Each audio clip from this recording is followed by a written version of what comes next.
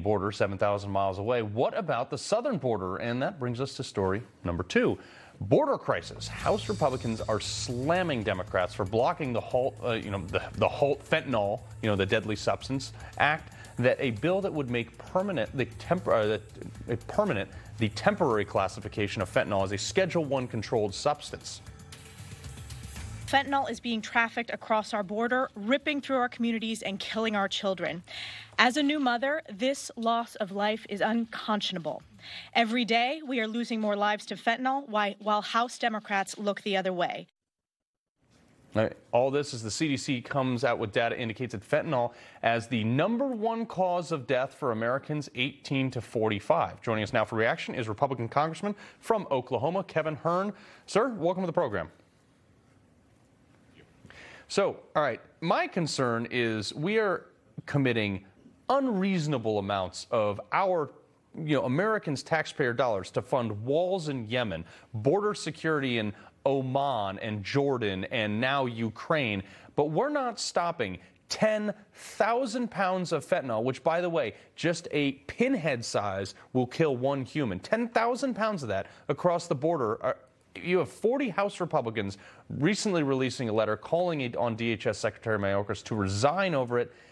But, you talk to the mom out there who just lost their kid to fentanyl, and they're like, great, thanks for the letter. Thanks for calling us to resign. What is being done, sir?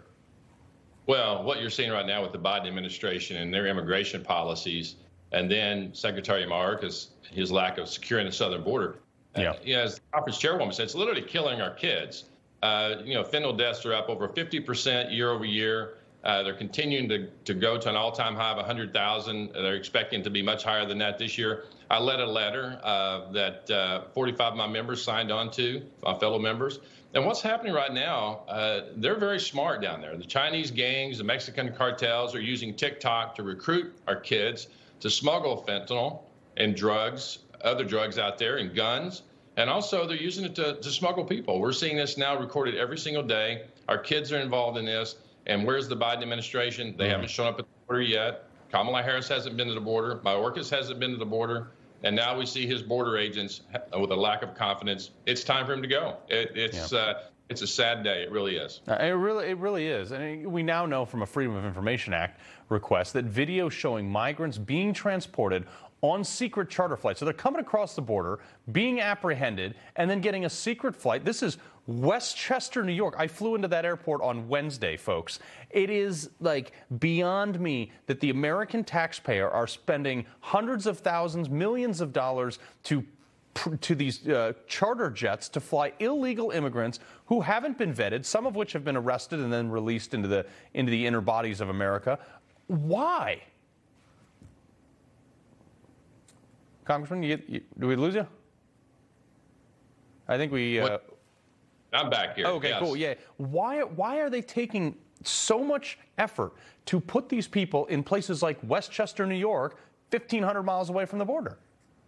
Well, the sad thing is that the administration has turned our border agents into travel agents. When they take arrest warrants and can get on these planes and fly all over the country, could you imagine us taking a parking ticket and try to get on to one of our airliners? And we're illegal.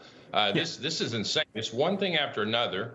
You're hearing the border agents tell Mayorkas they have no confidence in him. They've turned their back, and he's saying, "Well, I know we have a few unfavorable policies out there. All they have to do is return to the Trump policies, and we would see this immediately fixed. Remain in Mexico, return to building the wall and completing the wall. These walls work. Nancy Pelosi, she has a wall around her house." Yeah. Well, back in 2019, Trump drew attention to the migrant caravans as the invasion. Look here. I declared a national emergency, which is what it is. This is an invasion. When you see these caravans starting out with 20,000 people, that's an invasion. Congressman, I got about 30 seconds left. Was he wrong?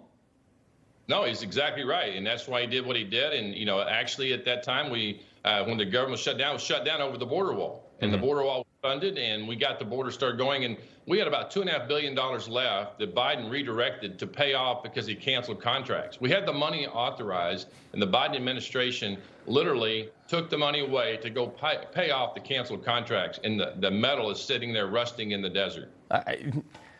It is infuriating, the absolute incompetence of this administration to manage this border. Congressman Kevin Hern, I appreciate being on the good side of this. Thank you, and thank you for your service. Thank you.